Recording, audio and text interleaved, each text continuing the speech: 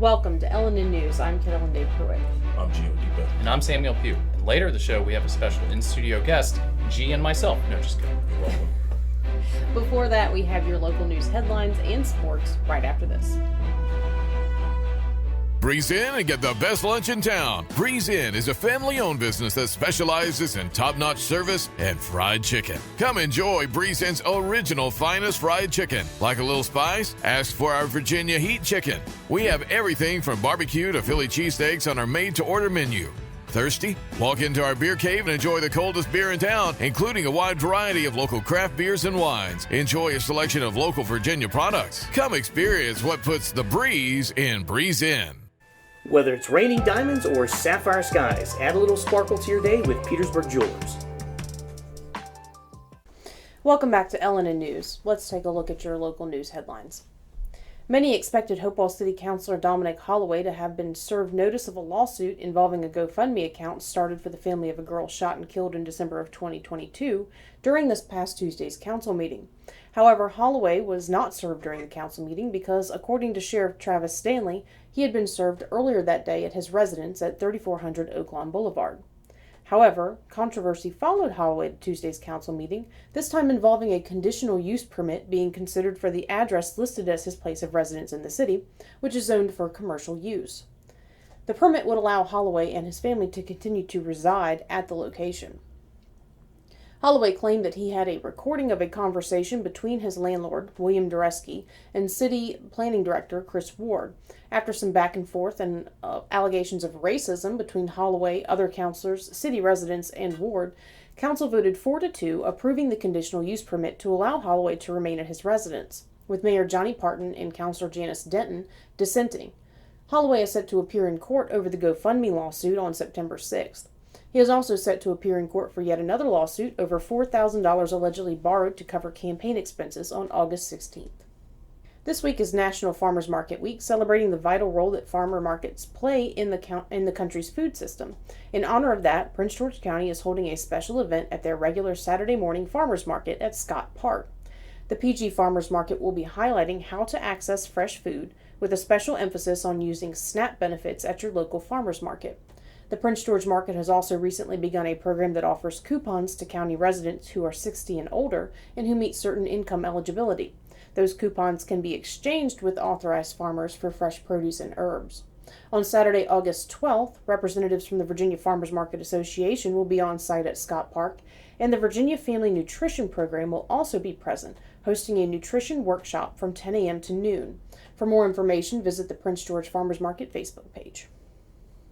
Calling all crafters, local community organization Southside from the Heart is looking for knitters and crocheters of any age and skill level to assist in their mission to bring warmth and comfort to those in need. The group creates essential items for area hospitals, nursing homes, and shelters. 3 area libraries host the Southside from the Heart group gatherings. You can join them at the Prince George Library on 1st, 3rd, and 5th Tuesdays from 2 to 4 p.m., at the Dinwiddie Library on 2nd and 4th Wednesdays from 1 to 3 p.m., and at the Hopewell Library, you can opt for a morning crafting session from 10 a.m. to noon on 1st, 3rd, and 5th Thursdays, or evening sessions on 2nd and 4th Thursdays from 5:30 to 7 p.m.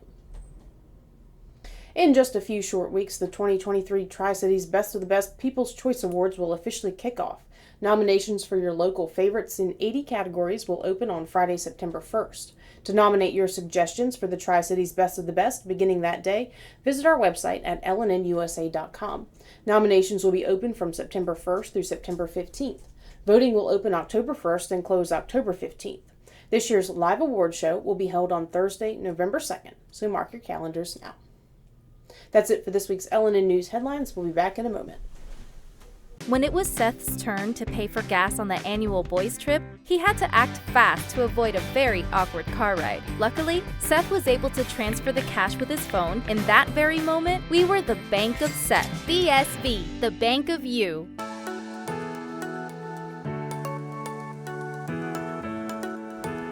Yes, you can still get haircuts, colors, highlights, waxing services, everything that's going to make you look great right here at the Apothic Company.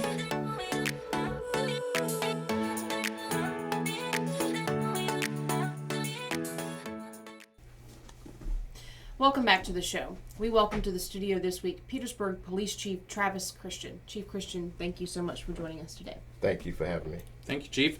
So, National Night Out was this past Tuesday. How was it in terms of participation and actual connection with community? National Night Out was great this year. Actually, we had a great participation throughout the communities of Petersburg. We traveled throughout the entire city, and were able to hit a lot of locations. We had approximately 15 locations to stop by.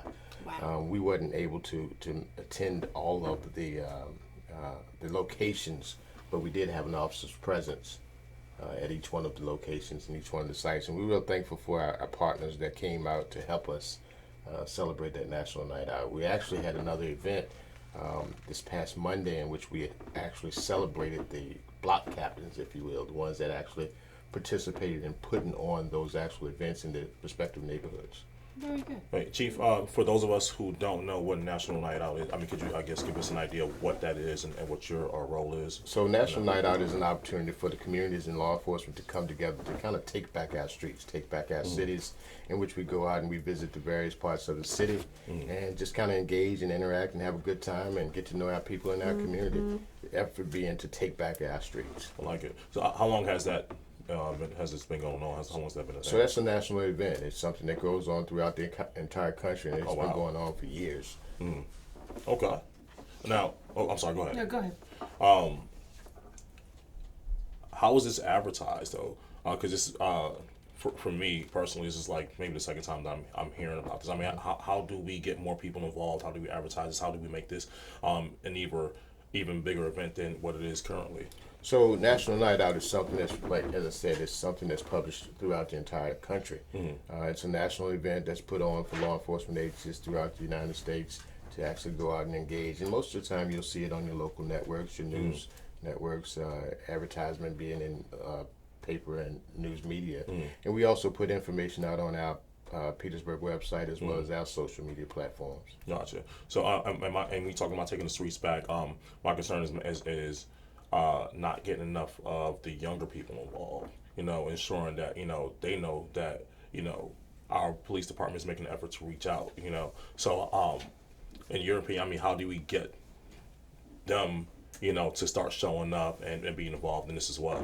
Well, that's always a challenge for us to kind of reach the younger population so that we can get involved in their lives and kind of direct them and show them the positive sides of life instead of resulting to what we've seen as gun violence in not just the city of Petersburg, but throughout the entire country. And this Commonwealth in particular, we've seen a lot of incidents involving youth. But when I say youth, it's not what we typically would think of. We're seeing that conflict resolution has been a challenge when it comes down to the younger population being able to engage and have a disagreement and then do something other than result to gun violence. Right. So what we're doing here in the Petersburg Police Department, we've opened up our new Community Policing Outreach Center, which is located right on Washington Street in the old Freedom Support Building.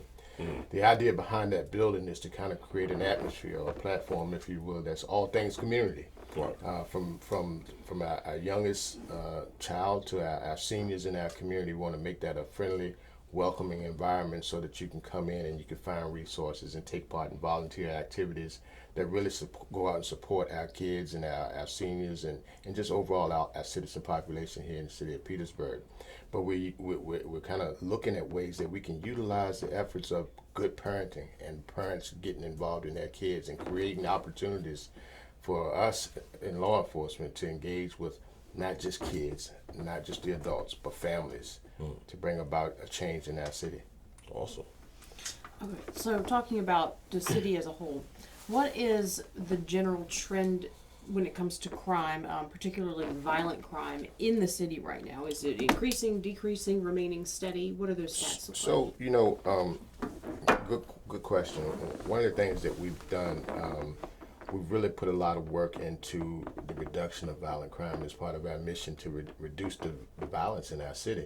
And we have, through partnerships with the Virginia State Police, we've seen a decrease in our overall violent major crimes. So far this year, and I apologize for looking down, but so far this year we've seen a 23% reduction in our aggravated assaults.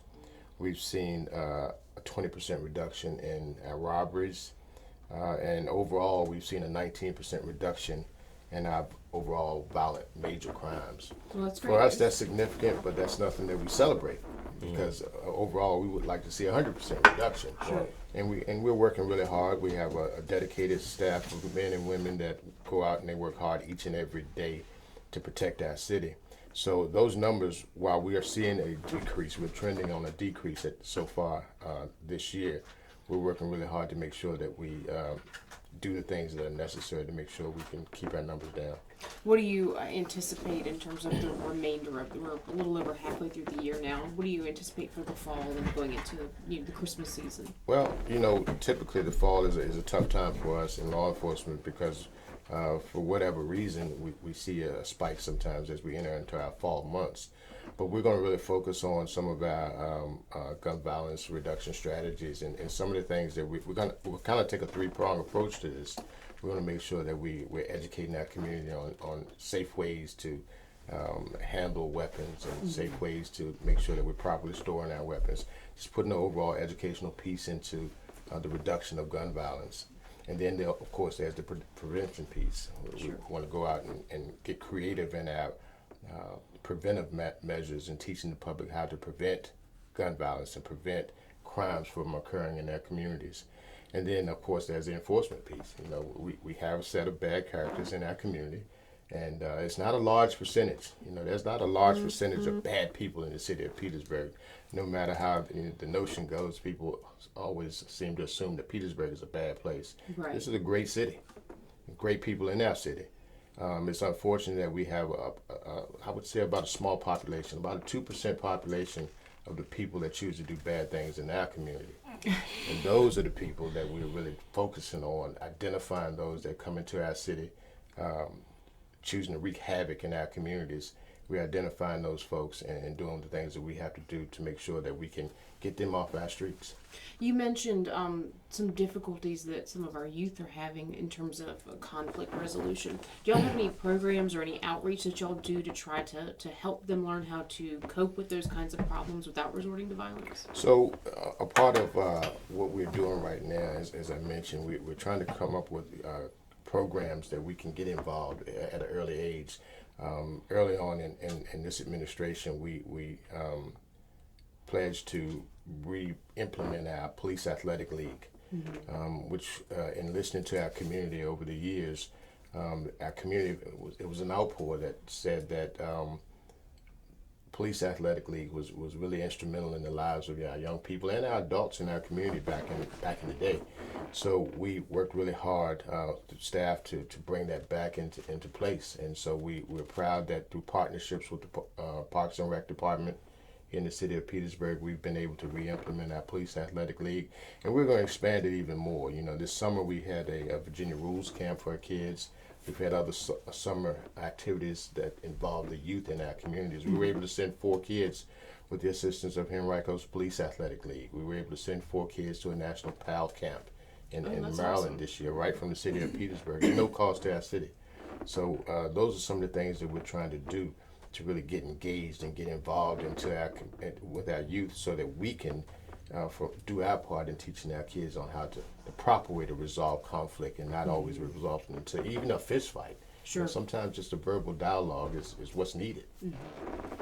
What exactly is the Police Athletic League? Is that, I guess, break that down. So the Police Athletic League is an opportunity for police officers to get involved in the kids' life and identify at-risk youth and have a bond, if you will, between police, law enforcement, and the youth in the community.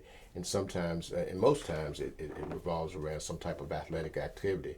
But it's not just that. There's mentoring that takes place. There's trips, field trips, learn the history of the city, learn the history of law enforcement, and a lot of things that go into place into just being involved in that child. But we use the platform of the Police Athletic League to kind of spearhead that. Gotcha. Okay, so I think everyone has noticed that the Virginia State Police has been back and forth, especially on Washington Street, I noticed. Yeah. So I have a why, what, how question. Why are they helping? What impact has it had? And how long is that going to run for? And why are your uniforms way cooler? If you have to. I like that. Way cooler. Say that again. With the sunglasses. Right. Exactly. So about a year ago, with the assistance of the state and our governor, Governor Youngkin launched a Bold Blue Line initiative, and it fell in line with the Partnership for Petersburg that you all are aware of that is taking place here in the city, in which we address certain things like education and health and public safety in our community.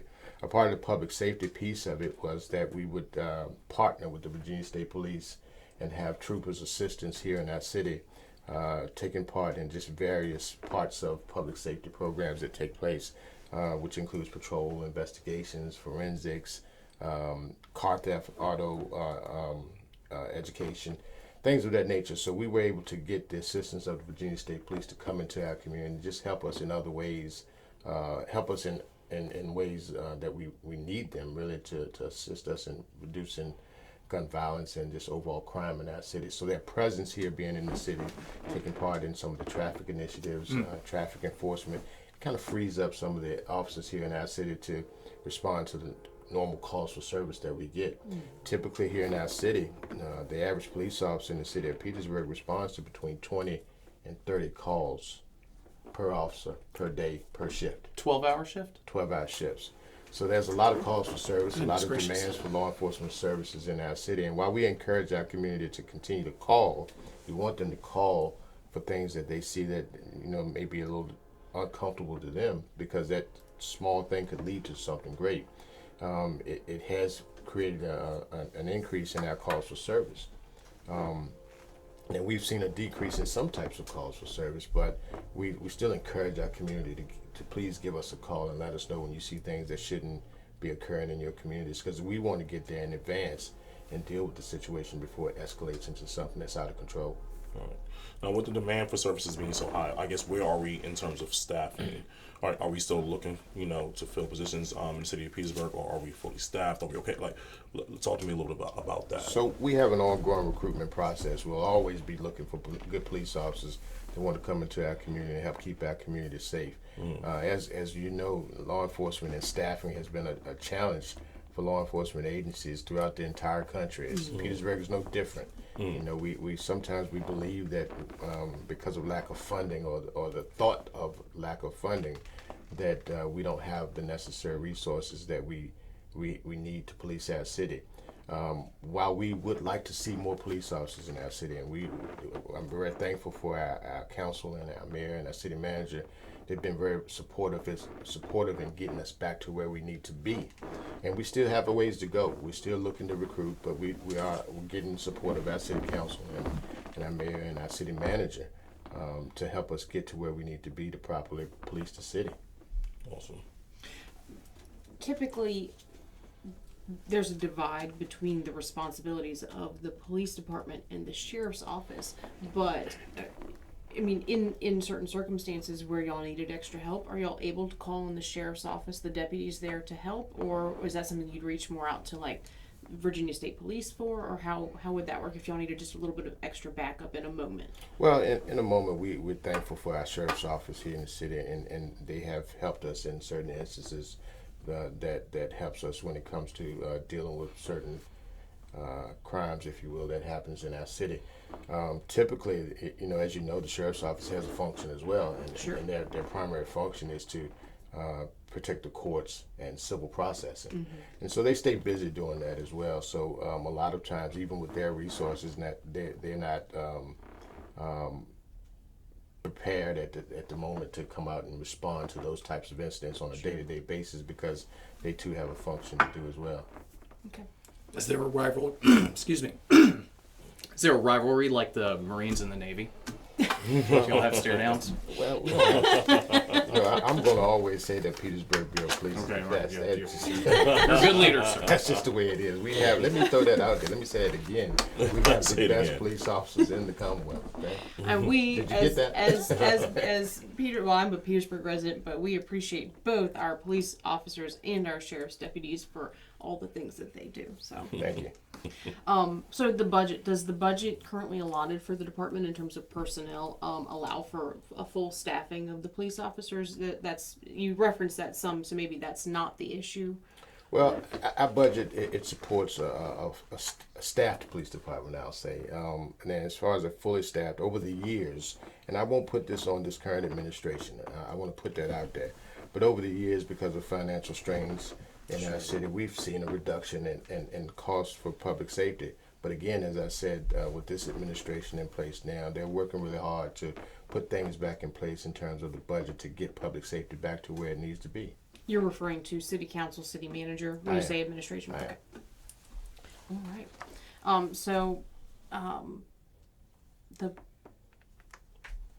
Sorry, I lost my place here. I have a general question that's off Go ahead. script real quick. If you could change one thing about just culture in general that you think would trickle down into having a more peaceful society, what would that be? Well, I think we have to really focus on involvement of the families. You know, we've seen in our city that when we talk about our youth in our communities, a lot of times you'll see that the youth are kind of just out there on their own. You know, we see a lot of single family households, and fathers are really important, you know, both for male and females. Girls need their fathers, and sons need their fathers, and the mothers need the fathers to be a part of the household. And even if you have to co-parent, it's really important that you stay active and involved in the children's lives, because otherwise they'll run astray. And one of the things that I really know that, or I feel anyway, that could really make a difference and an impact is if we could bring families closer together to understand that we're not always doing things right now for us.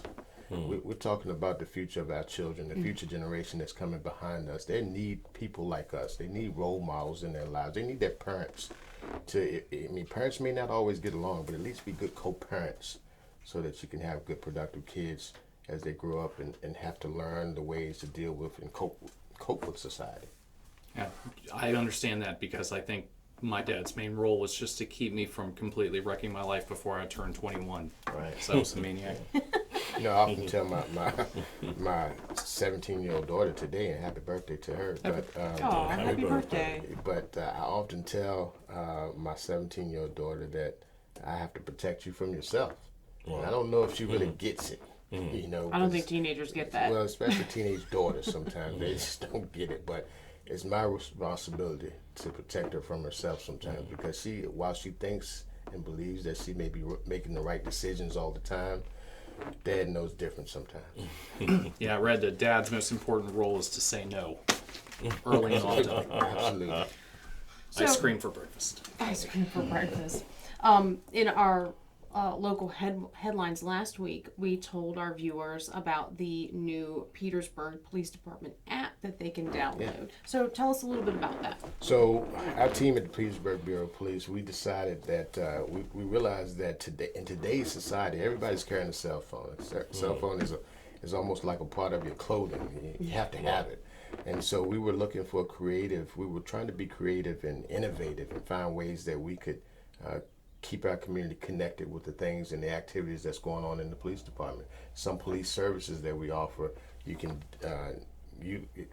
gain access to them just by going to the app. So this is a creative way for us to just let our community stay connected with us by way of getting alerts when we have traffic patterns that change, when we have significant incidents that occur in our city in which we want people to avoid a certain area. Those things go out on our app. Weather alerts go out on our app automatically. You can download complaint forms. You can download ride-along forms. You can even apply for a job on that's our app. great. So those are the things. And it's still under construction. We still have some components of it that we're working on, but eventually you'll be able to go on and search warrants. You'll be able to find, if you see a person that you may have some information on and you want to remain anonymous, but you may know the whereabouts of that person. You can go on that app and send us an anonymous message. So if you're out there, So checks in the mail. send us a message. So this app is currently under construction, or is it This actually? app is actually out. It's been Oh, launched. It was awesome. launched last weekend, so it's out okay. there to the public. What's the name of the app? So The there's actual name. Petersburg Bureau of Police. You can go to your local Apple store or your Google platform, and you can download the Petersburg Bureau of Police app. Gotcha. And we have a QR code. We have out there that, as and we'll well. put it up on the screen during this interview. Okay. Yes. Okay, funding idea, microtransactions. They pay, you go tell them to their neighbors to make their Cocker Spaniel be quiet. Okay? Millions. Okay, bonuses. Police fundraising effort. There we go. Pomeranians You're too. All right, very good. Right. Looking at you, Craig. All right. Well, thank you. Oh, Thank you for wrapping it being up? here. Yeah, we're going to wrap it Oh, up. okay. So thank you for being here with us, taking the time out of your very busy schedule and all of your many calls that you have to go to. Well, thank you all for having me. It was a pleasure being here. That's fun. Absolutely. Thank you very much. Thank you so much. Thank you. All right. We'll be right back after this. Swader, Central Virginia's premier sports park. Corporate events, parties, date night, or just a family outing. At Swader's, it's always playtime. So here at Titan Auto and Tire, we're a full care automotive repair center, full maintenance items anywhere from an oil change, state inspection, and also full engine replacement. Titan Auto is different because of our customer service mainly. I mean, we have some of the best trained and qualified techs in the area. Our three main focuses are customer safety, customer service, and community. Knowing that you're going to put them first and it's not about the dollar. That's it for this week's show. We appreciate all of our viewers and thank you for tuning in. Now, if you enjoyed today's show, be sure to subscribe to us on YouTube and follow us on Instagram and Facebook. And as always, a big thank you to all of our sponsors, especially Dunlop House, for making the show possible. Also, email us if you want to dance off between the sheriffs and the cops. We'll see you again next Friday. Thanks for watching LNN News by the People for the People.